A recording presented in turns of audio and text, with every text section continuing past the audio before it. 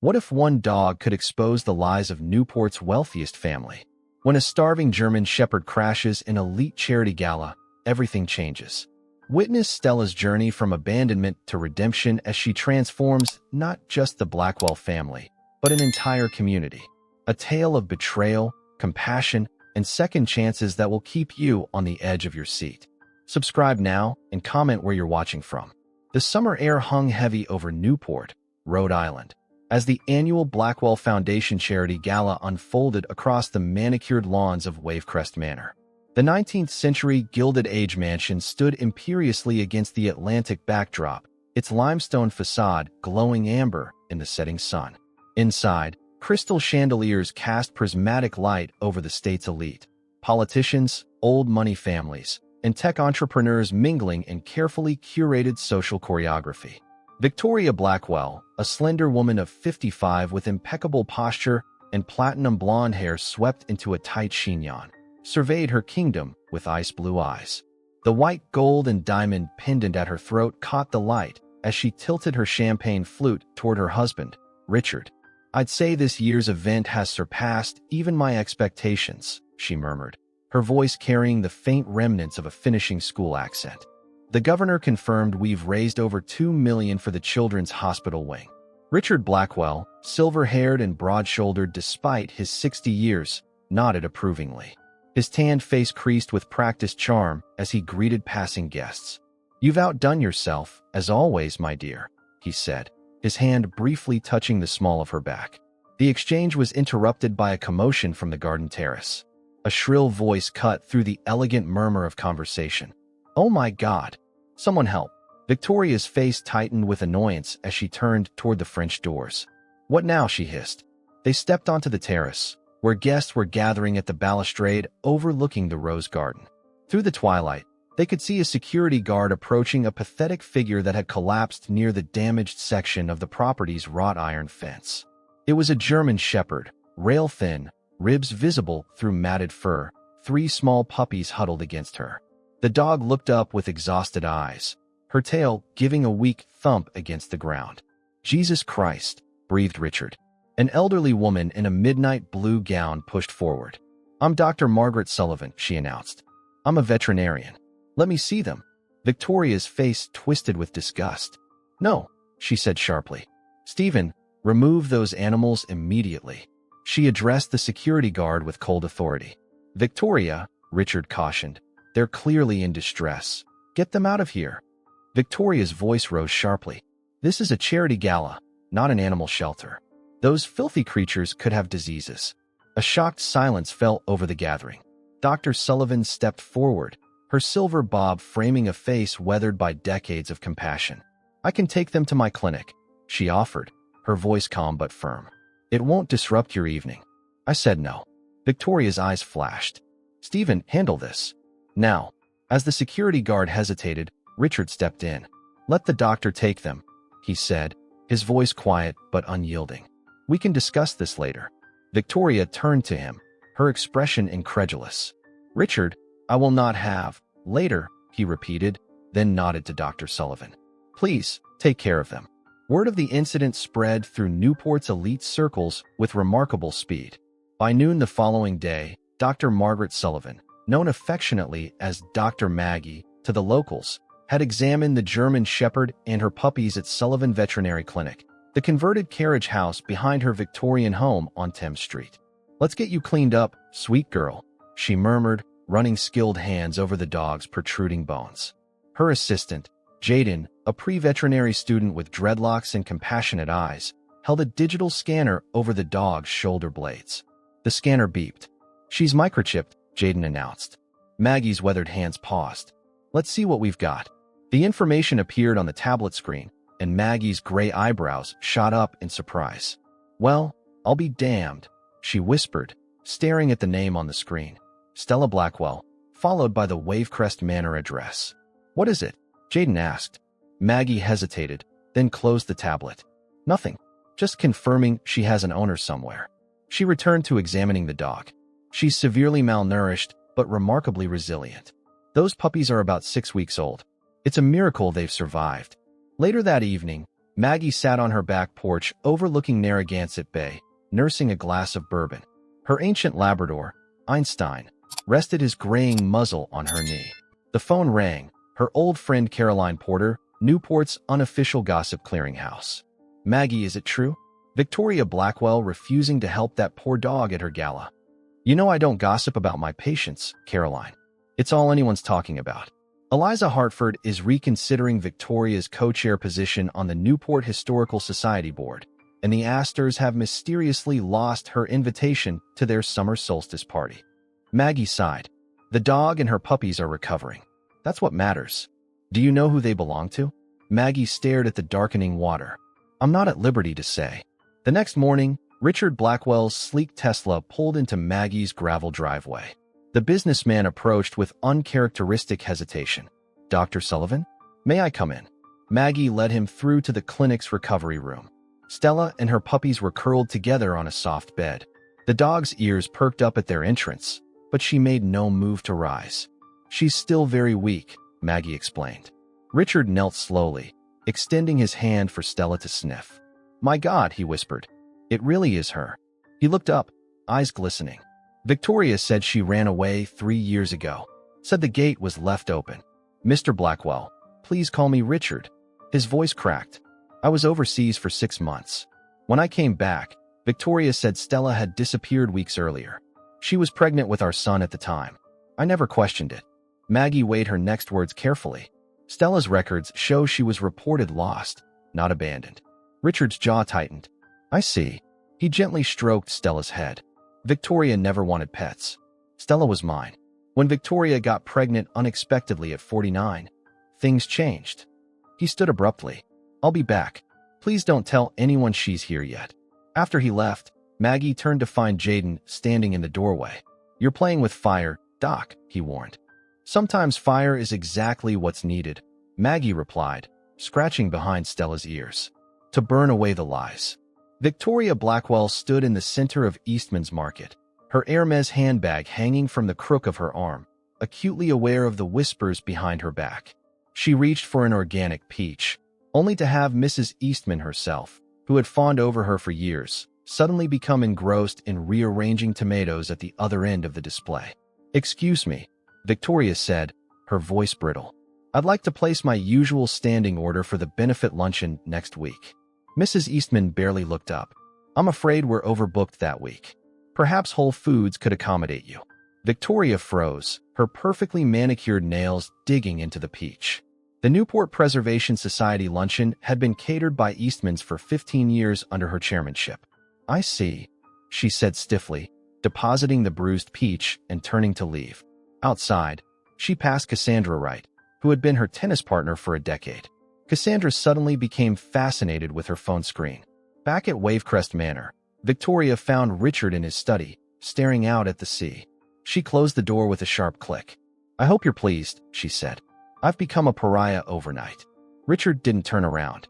What did you expect? Half of Newport was watching when you demanded security remove a dying dog and her puppies. It was a disgusting stray. It would have frightened the children. There were no children at the gala. Victoria. Richard finally faced her, his expression unreadable. Tell me about Stella. The blood drained from Victoria's face. What? Our dog. The one you said ran away 3 years ago when I was in Shanghai. Victoria's laugh was brittle. I don't know what you're talking about. We never had a dog. Stop lying. Richard's voice was dangerously quiet. I've seen her. Dr. Sullivan has her at her clinic. Victoria's composure cracked. That mangy thing? That's not. She's microchipped with our address, Victoria. With the name I gave her. Victoria sank into a leather chair, her legs suddenly weak. You don't understand. Then explain it to me. Richard loomed over her. Explain why you lied about our dog running away. Explain why she showed up at our home starving, with puppies. I was pregnant. Victoria's voice rose hysterically. I was almost 50, Richard.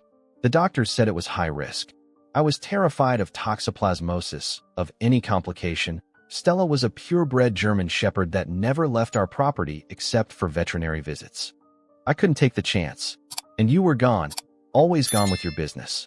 I had to make decisions to protect our child. Richard's face hardened. So you abandoned her. I didn't. I had Martin drive her to a farm upstate. A nice farm, with land. She faltered at Richard's expression. A farm upstate, he repeated flatly. The oldest lie in the book. I did what I had to do. For Tyler. Victoria stood suddenly. Everything I've done has been for this family, for our reputation, our standing.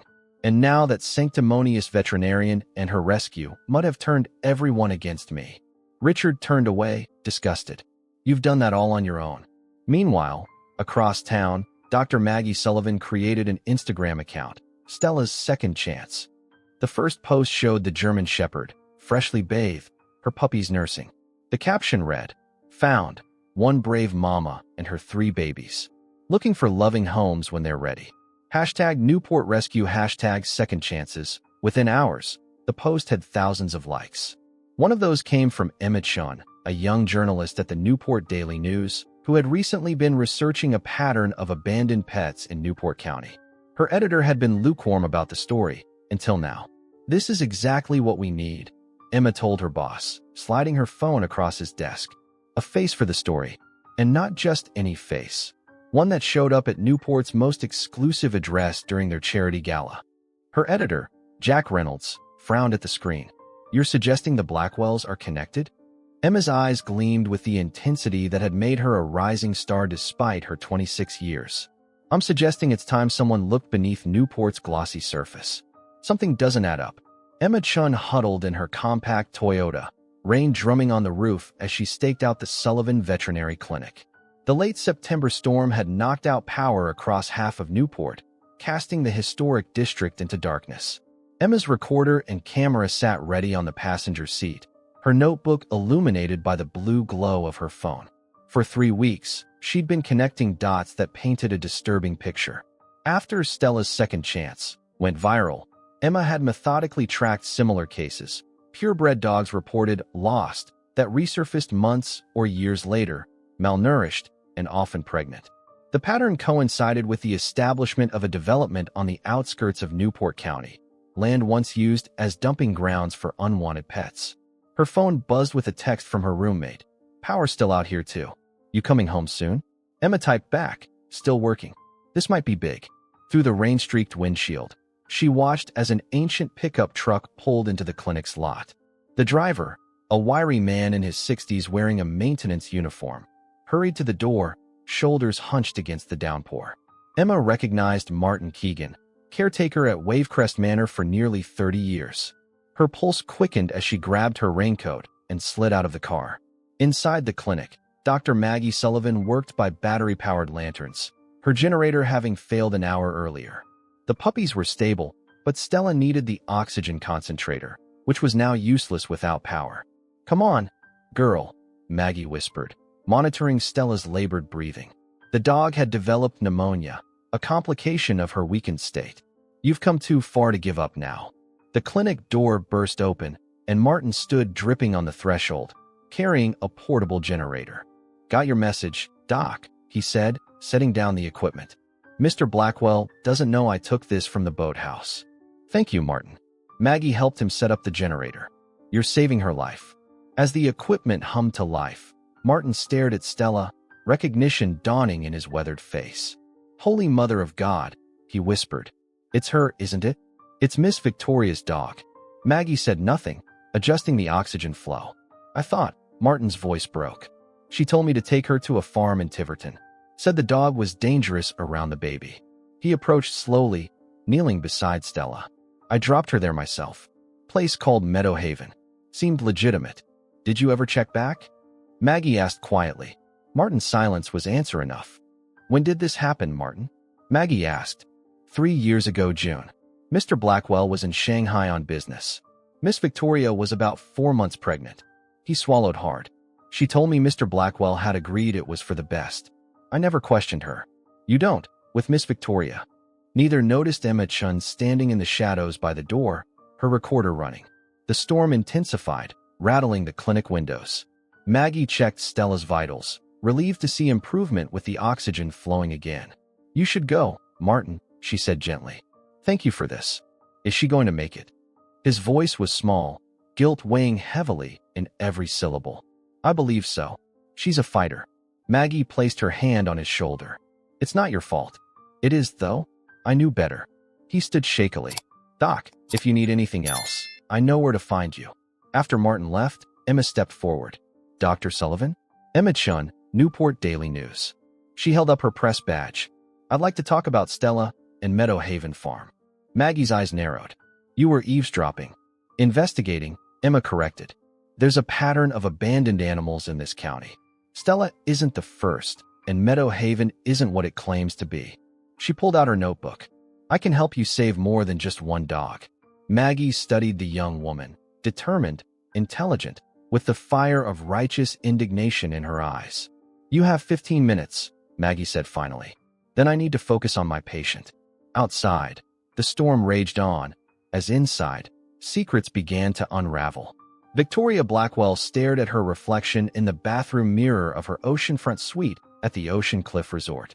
Dark circles shadowed her eyes despite the expensive concealer. She'd fled Wavecrest Manor 3 days ago, unable to bear Richard's silent condemnation and the staff's barely concealed judgment. Her phone buzzed. Another message from her publicist, Elizabeth. Need to talk ASAP. Newport Daily News digging into Meadow Haven Farm. Call me. Victoria's hand trembled as she deleted the message. The gala season was collapsing around her. Half her invitations had mysteriously been lost in the mail. Her co-chair positions were being reassigned. 3 decades of carefully cultivated social capital, evaporating over a dog. Her phone rang again. This time, it was Richard. What? She answered sharply. Come home, Victoria. His voice was weary. Hiding at the resort only makes it worse. So I can be humiliated in my own home instead? No thank you. The Newport Animal Protection Gala is tomorrow night. Richard's tone became businesslike. You're still listed as honorary chair. Your absence would confirm every rumor. Victoria closed her eyes. The irony wasn't lost on her. She'd spearheaded that event for years, a glittering showcase of Newport's elite supporting animal welfare while drinking champagne and modeling designer gowns. Fine, she said finally. I'll attend, but I'm not coming home yet. As you wish. The line went dead. Across town at the Newport Daily News office, Emma Chun was in the editor's office, her evidence spread across his desk. Meadow Haven Farm doesn't exist, she explained, pointing to county records. It's a clearinghouse. They take unwanted pets, pocket the rehoming fees, and dump the animals. The property was sold to Corona Development 3 years ago. They're building luxury condos there now. Jack Reynolds removed his glasses. And the Blackwells? Victoria Blackwell had Martin Keegan take Stella there 3 years ago when she was pregnant. She told her husband the dog ran away. Emma pushed forward a copy of the microchip registration. Martin confirmed it. So did Meadow Haven's former manager, off the record. He says they processed dozens of animals from Newport's wealthy neighborhoods. Jack whistled. The beloved chairwoman of the Animal Protection Gala abandoned her own dog. That's headline material. There's more, Emma continued. These records show Victoria Blackwell personally donated $50,000 to Meadow Haven the week after Stella was taken there. She met Jack's eyes. That looks like hush money to me. It's circumstantial, Jack cautioned. Then let me get her on record. Emma leaned forward. The Animal Protection Gala is tomorrow night. I'm already credentialed to cover it. Let me confront her there. Jack considered this. Tread carefully. The Blackwells have enough money to bury this paper in lawsuits. I have the truth on my side, Emma said resolutely. The next evening, the ballroom of the Newport Harbor Hotel glittered with chandeliers and diamonds. Victoria Blackwell made a calculated late entrance, wearing a stunning emerald gown and her most dazzling smile. Whispers followed her as she moved through the crowd, greeting acquaintances with regal nods. Richard met her at the bar, handsome in his tuxedo. You look beautiful, he said, handing her a martini. Always the diplomat, she replied softly. Have you heard the latest? Apparently, I'm personally responsible for every abandoned animal in Rhode Island. Richard's response was cut short when Emma Chun approached, recorder in hand, press badge prominently displayed. Mrs. Blackwell, Emma Chun from the Newport Daily News. Could I ask you a few questions about Meadow Haven Farm and the German Shepherd you reported lost 3 years ago? Victoria's smile remained fixed, though her eyes turned to ice. I don't believe we've met, miss. Chun. Emma Chun. She didn't back down. I'm investigating a pattern of animal abandonment connected to a fraudulent operation called Meadow Haven. Your former dog Stella was taken there in June 3 years ago. Would you care to comment?" The surrounding conversations quieted as guests strained to hear. Victoria's hand tightened around her martini glass. "I don't know what you're talking about. I have testimony from Martin Keegan and financial records showing your donation to Meadow Haven. I also have the microchip registration listing you as Stella's owner." Emma's voice remained professional but unyielding. "Stella is currently recovering at Sullivan Veterinary Clinic after being found on your property during your recent charity gala." The room had fallen silent. All eyes were on Victoria Blackwell, Newport's queen of philanthropy, cornered by a reporter half her age. Victoria's gaze swept the room, seeing the judgment in every pair of eyes. Her carefully constructed facade cracked, then shattered completely. "Yes," she said, her voice breaking. "I gave up my dog. I was 50 years old and pregnant with my first child after years of trying. I was terrified of complications." Tears welled in her eyes. "I made a mistake. A terrible, unforgivable mistake." Richard placed a steadying hand on Victoria's arm as the crowd's whispers grew louder. Emma Chun continued recording, her expression neutral but determined. "Mrs. Blackwell, if I understand correctly, you're confirming that you had your dog taken to Meadow Haven Farm while your husband was overseas, then reported the dog as lost upon his return." Victoria's shoulders straightened. Behind the tears, a flash of her old steel returned. "I believe the facility was legitimate. I paid a substantial fee to ensure Stella would be properly cared for and rehomed. Yet you never checked on her welfare?" Emma pressed. "And the additional $50,000 donation made the following week. What was that for?" Richard's head snapped toward his wife. $50,000? "Victoria, what is she talking about?" Before Victoria could respond, a commanding voice cut through the tension. "That's enough questions for tonight." Dr. Maggie Sullivan appeared at Emma's side, elegant in a simple black dress that contrasted sharply with the opulence around her. "This is still a charity event for animal welfare. Perhaps we should focus on solutions rather than accusations." The crowd parted as Maggie guided Victoria to a quiet corner of the ballroom. Richard and Emma followed, the latter reluctantly putting away her recorder at Maggie's pointed look. "Why are you helping me?" Victoria whispered, dabbing at her mascara with a monogrammed handkerchief. "You, of all people." "I'm not helping you," Maggie replied evenly. "I'm helping the animals that need advocates, not headlines." Richard stood protectively near his wife, but his expression remained troubled. "Dr. Sullivan, I want to make this right. Not just for Stella, but for all the animals affected by what's happened." Emma opened her notebook. "Mr. Blackwell, are you planning to take action regarding Meadow Haven and similar operations?" Richard exchanged a long look with Maggie before answering. "Yes. Effective immediately, I'm establishing a fund to build and maintain the largest animal rescue center in New England, right here in Newport County." The announcement sent ripples through the nearby guests. Victoria stared at her husband, shock registering on her tear-stained face. "Richard, we haven't discussed. There's nothing to discuss." His tone left no room for argument. "It's the right thing to do." Maggie's weathered face remained impassive, but her eyes reflected cautious approval. "That's a generous gesture, Mr. Blackwell. This community needs proper resources for abandoned animals, and proper consequences for those who abandon them," Emma added pointedly, earning a sharp look from Maggie. Victoria stood abruptly. "Excuse me," she murmured, brushing past them toward the exit. Richard made no move to follow her. Instead, he turned to Maggie. "Would you be willing to consult on this project, Dr. Sullivan? We'll need someone with your expertise." Before Maggie could answer, cameras flashed as reporters closed in. The story was exploding in real time. Newport's power couple publicly fracturing over an abandoned dog. By midnight, Victoria Blackwell had checked out of the Ocean Cliff Resort. Her assistant confirmed she had left for Boston, where her sister Catherine lived. At the Sullivan Veterinary Clinic, Maggie checked on Stella one last time before heading home. The German Shepherd was sleeping peacefully, her puppies nestled against her now-filling frame. "You've certainly stirred things up, old girl," Maggie whispered, stroking Stella's head.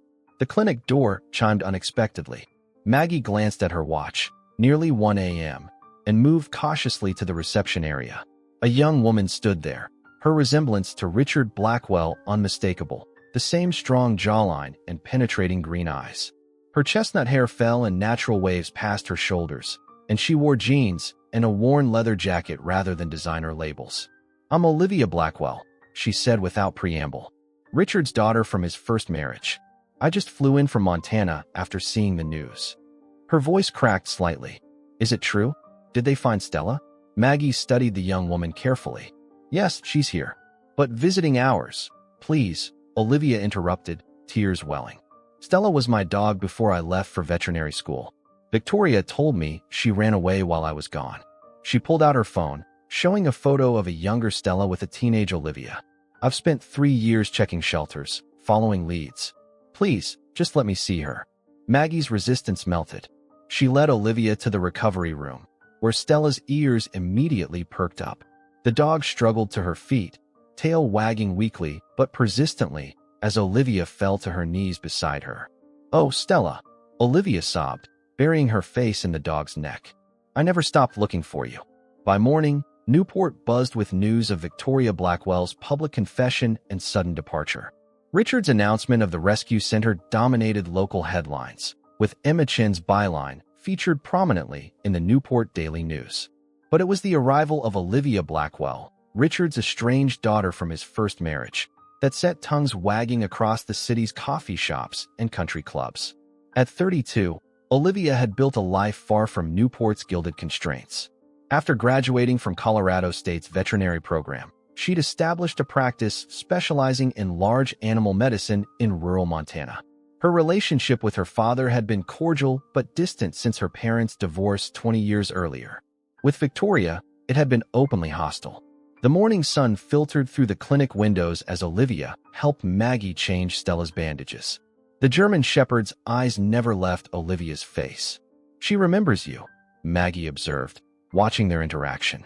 "I raised her from a puppy," Olivia said, her voice thick with emotion. "Dad bought her for me when I was in high school. My mother had just died, and I was drowning." She smiled faintly. "Stella saved me, in a way. And then you left for college." Olivia's face darkened. "Victoria made it clear Stella wasn't welcome in the main house while I was gone. Dad promised she'd stay in the caretaker's cottage with Martin. Then, during my second year of vet school, Victoria told me Stella had escaped through an open gate." Her hands trembled. "I came home twice to search, put up posters, called every shelter in 3 states. Why didn't you take her with you to college?" Maggie asked, not unkindly. "My campus housing didn't allow pets." Victoria knew that when she insisted I apply there instead of somewhere closer.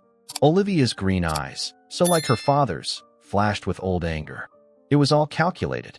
Everything always is with her. Maggie considered this as she examined one of the puppies, a female with Stella's soulful eyes. People make terrible mistakes for what they believe are good reasons. "Is that supposed to make me forgive her?" Olivia challenged. "No," Maggie replied quietly. "Forgiveness is your choice. I've just found that understanding makes the burden of anger lighter to carry." The clinic door chimed, and Richard Blackwell entered, looking haggard in casual clothes, a far cry from his usual polished appearance. Olivia straightened, her body language defensive. "Dad, Livy." His voice broke on the childhood nickname. "I didn't know if you'd agree to see me. I came for Stella, not for a family reunion." Richard nodded, accepting this. "Of course." He looked at the puppies, then at Maggie. "How are they doing?" "Better every day," Maggie replied, recognizing her cue to give them privacy. "I'll be in my office if you need me." After she left, father and daughter stood in uncomfortable silence, Stella between them like a bridge neither was sure would hold their weight. "I bought a property," Olivia finally said, "just before all this happened. 300 acres outside Newport. I was going to turn it into a sanctuary for abandoned farm animals." She met her father's gaze steadily. "I was coming back anyway, to make peace with this place." Richard's eyes widened. "You never said anything." "We haven't exactly been close, Dad." The words held no accusation, just stated fact. "I signed the papers 2 weeks ago. The timing is coincidental." "Or providential," Richard said softly. He hesitated, then pressed on. "Olivia, I'd like Stella and her puppies to go home with you, when they're ready. And I'd like to help fund your sanctuary. Make it part of the larger rescue initiative." Olivia's expression remained guarded. "Why?" "Because it's right." Because you clearly inherited my business sense, but your mother's heart. Because I've made mistakes I need to atone for. He stepped closer. And because you're my daughter, and I've missed too much of your life already. For a long moment, Olivia said nothing. Then, what about Victoria? Richard's expression tightened. Catherine called this morning. Victoria's seeking counseling. She won't be coming back to Newport for a while. The unspoken question hung between them. When she did return, what then? Stella whined softly, sensing the tension. Olivia automatically reached to comfort her, hand brushing against Richard's as he did the same. Their eyes met over the dog that had, improbably, brought them back together. I'm not promising anything, Olivia said finally, but I'm willing to try. Richard nodded, relief washing over his features. That's all I can ask for. Outside the clinic, Emma Chin watched through the window, her reporter's instinct telling her the story was far from over. Her phone buzzed with a text from her editor. Mayor confirmed groundbreaking for Blackwell Animal Rescue Center next month. Get quote from Blackwell today. Emma smiled. Newport's power structure was shifting beneath its pristine surface, and she intended to document every tremor. 6 months passed, bringing autumn gold to Newport and unexpected transformations to the Blackwell saga. The property Olivia had purchased, a historic farm with rolling hills overlooking the Atlantic, blossomed into Haven's Ridge Animal Sanctuary. The sprawling white farmhouse had been renovated with veterinary facilities on the first floor. The Red Barn now housed rescued farm animals, while newly constructed enclosures dotted the landscape. A hand-carved wooden sign at the entrance read, "Every life deserves a second chance." Stella had fully recovered, her coat now glossy, her frame filled out. She followed Olivia everywhere, a constant shadow as the young veterinarian moved through her days. The 3 puppies, now lanky adolescents named Nova, Orion, and Phoenix, had each revealed distinct personalities. On this particular October morning, Olivia stood on the porch, coffee mug warming her hands as she watched Phoenix working with a trainer. The puppy showed remarkable focus, following commands with uncanny intelligence. "He's going to make an exceptional therapy dog," remarked Dr. Maggie Sullivan, who had become both mentor and friend to Olivia. The older veterinarian had officially retired from her practice, but spent 3 days a week at the sanctuary. "It's in his blood," Olivia replied. Stella always had an intuitive sense about people's emotions. Their conversation was interrupted by the crunch of tires on gravel. A sleek black SUV with tinted windows pulled up, and Richard Blackwell emerged from the driver's side. The passenger door opened more slowly, revealing Victoria. The past 6 months had changed her. The designer clothes and perfect coiffure were gone, replaced by simple linen pants and a cashmere sweater. Her platinum hair had grown out, revealing several inches of natural silver at the roots. Without her usual armor of makeup, she looked older but somehow more authentic. Olivia stiffened. "You didn't tell me she was coming back." "She arrived yesterday," Richard explained as they approached the porch. "She wanted to see you." Victoria hung back, uncertainty evident in her posture, so different from the imperious woman who had once ruled Newport's social scene. "Hello, Olivia," she said softly. "Your father has been telling me about what you've built here. It's extraordinary." Olivia's expression remained guarded. "Thank you." She turned to her father. "The contractors are finishing the aviary today. You should take a look." Richard recognized the dismissal in her tone. "Of course. Maggie, perhaps you could show me?" As they walked away, an uncomfortable silence fell between the 2 women. Victoria's eyes followed Stella, who had moved protectively to Olivia's side. "She looks wonderful," Victoria finally said. "Healthy. She almost died," Olivia replied flatly. Recovery was a long process. Victoria winced. "I know. I've been following Dr. Sullivan's updates." She hesitated. "May I sit down? There are things I need to say to you." Olivia gestured to the porch swing, taking a chair opposite, maintaining distance. Stella settled at her feet, eyes fixed warily on Victoria. "My sister Catherine has a therapy practice in Boston," Victoria began. "I've been seeing one of her colleagues 3 times a week." She folded her hands in her lap. "I was diagnosed with perinatal anxiety disorder. It started when I got pregnant with Tyler, unexpectedly, at 49. She looked up, meeting Olivia's gaze directly. "It doesn't excuse what I did, but it helps explain it. The irrational fears, the panic about potential dangers to the baby." So now we blame mental illness for abandoning a dog. Olivia's voice was sharp. No, I blame myself. Victoria's composure cracked. I was terrified of failing as a mother at an age when most women are becoming grandmothers. I made decisions from a place of fear instead of reason. She took a shaky breath. Including how I treated you. Olivia's eyes widened in surprise. I was jealous of your relationship with your father, Victoria continued, threatened by the bond you shared. When Richard brought Stella home for you, I saw it as another connection between you that excluded me. She brushed away a tear. It was petty and cruel. I'm deeply sorry, Olivia. Phoenix bounded up the porch steps, breaking the tension. The young dog approached Victoria cautiously, sniffing her hand. He's beautiful, Victoria whispered, not daring to reach out. He's been selected for therapy dog training, Olivia said, her voice softening slightly. He has a gift for comforting people in distress. Like his mother, Victoria murmured, risking a glance at Stella, who still watched her with wary eyes. Does he have a placement yet? Not yet. His training will take another 6 months. Victoria nodded, then stood to leave. Thank you for hearing me out. I don't expect forgiveness, but I needed you to know the truth. As she turned to go, Olivia found herself speaking. It will take time. For all of us. She looked down at Stella, then back at her stepmother. But this place is about second chances. Victoria's eyes filled with tears as she nodded, understanding the door that had been cracked open, just barely, but open nonetheless. The transformation of Newport's attitudes toward animal welfare unfurled over the following months. The Blackwell Animal Rescue Center, a sleek modern facility situated on the edge of town, opened its doors in January with a state-of-the-art veterinary hospital, rehabilitation spaces, and a comprehensive adoption program.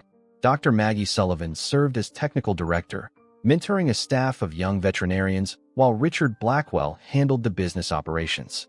Meanwhile, Havens Ridge Animal Sanctuary had developed its own reputation, with Olivia specializing in rehabilitation of severely traumatized animals.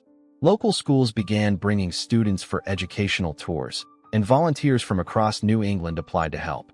But it was the unexpected development with Victoria that surprised everyone. On a crisp February morning, Olivia arrived at Newport Memorial Hospital with Phoenix in a training vest. The puppy, now 10 months old, had shown extraordinary aptitude for therapy work. Today marked his first official visit. As they walked through the hospital's main entrance, Olivia froze. Across the lobby stood Victoria, also wearing a volunteer badge, speaking with a nurse. Victoria spotted them and approached hesitantly. Olivia, I didn't realize you were starting today. What are you doing here? Olivia asked, her tone more confused than hostile.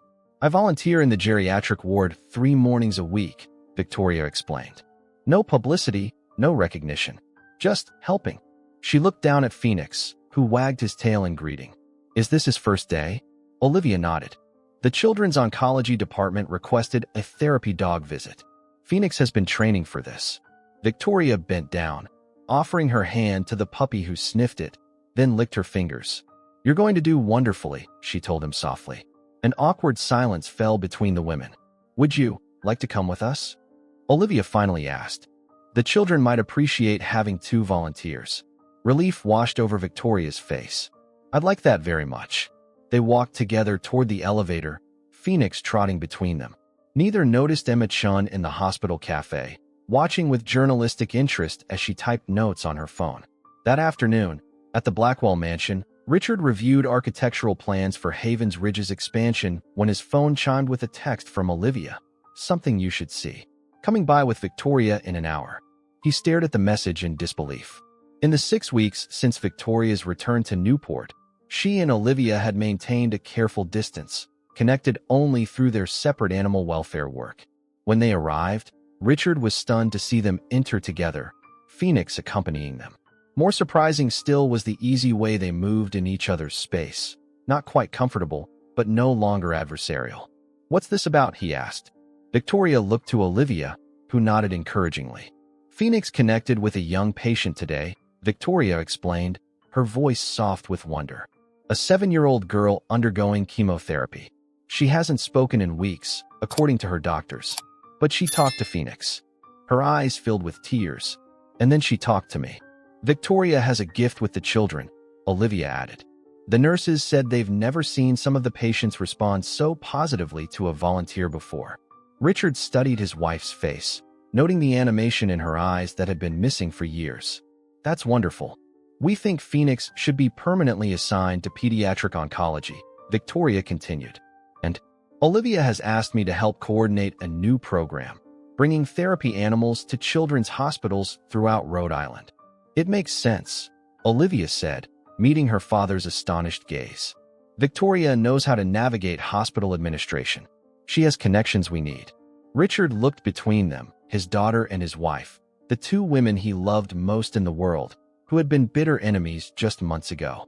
Now they stood together, united by a cause greater than their past grievances. I think it's an excellent idea, he said finally. Later, after Victoria had gone upstairs to rest, Richard found Olivia on the terrace overlooking the ocean. Are you sure about this? He asked gently. Olivia watched Phoenix playing in the garden below, where Stella sunned herself on the lawn. 6 months ago, I came back to Newport filled with anger. I wanted justice, maybe even revenge. She turned to her father.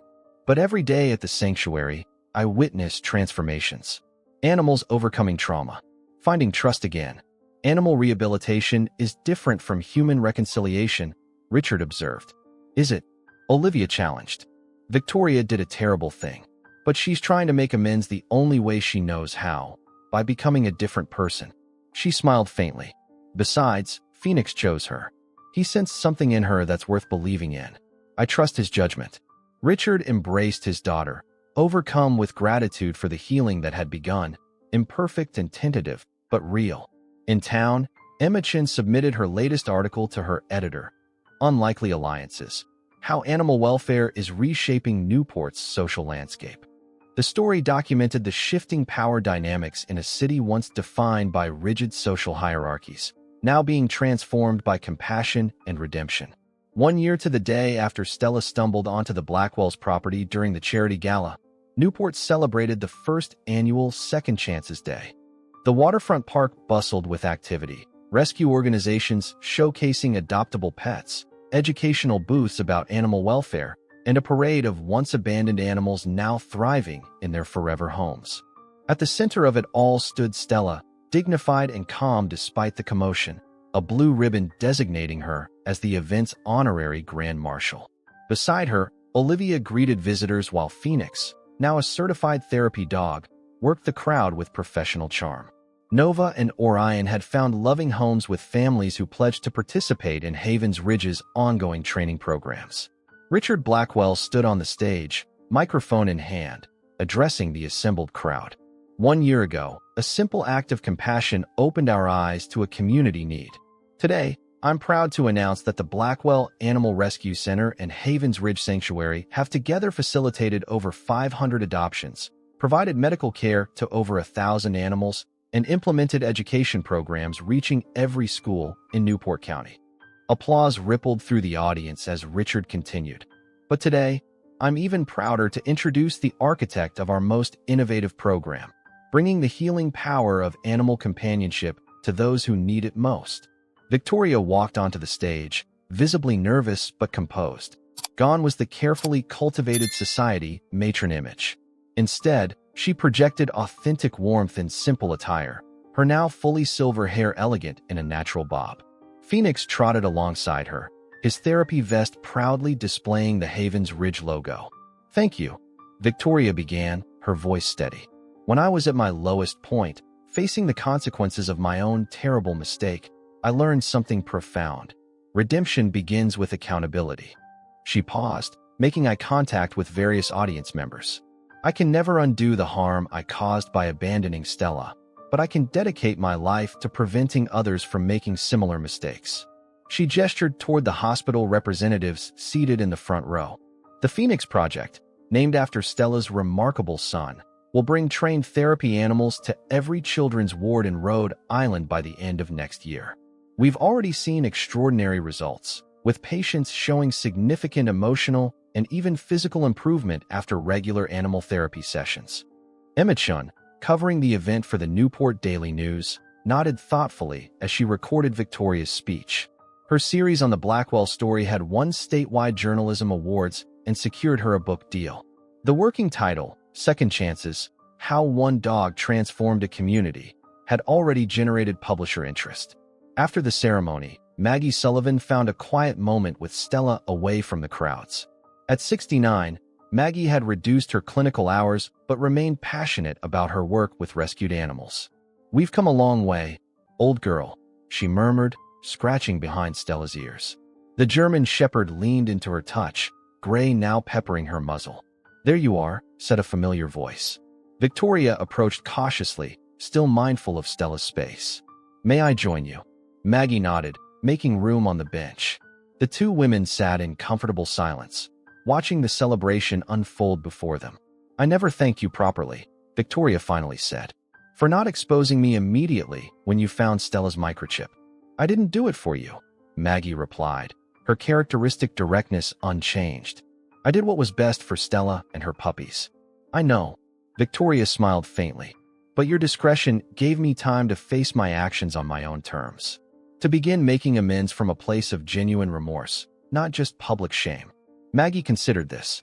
"Redemption is a journey, not an event," she said finally. "You've made a good start." Across the park, Olivia watched her father fielding questions from local officials about expanding the rescue programs countywide. Richard had found renewed purpose in this work, his business acumen finally aligned with genuine passion. "Quite the family legacy you're building," remarked Emmett Shun, notepad in hand. "Different from what Newport expected from the Blackwells." Olivia smiled. "Sometimes the best legacies are the ones we never planned." As sunset painted the bay in shades of gold, the Blackwells, Richard, Victoria, and Olivia gathered with Maggie Sullivan for a private moment at the edge of the water. Stella and Phoenix sat contentedly with them, completing the unlikely family circle. To Second Chances, Richard proposed, raising a glass of champagne.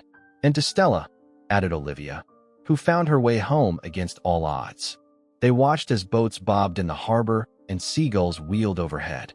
The damaged fence that had once allowed a desperate dog to stumble onto manicured grounds had been replaced, not with higher barriers, but with a gate that now stood permanently open between the Blackwell property and Havens Ridge Sanctuary.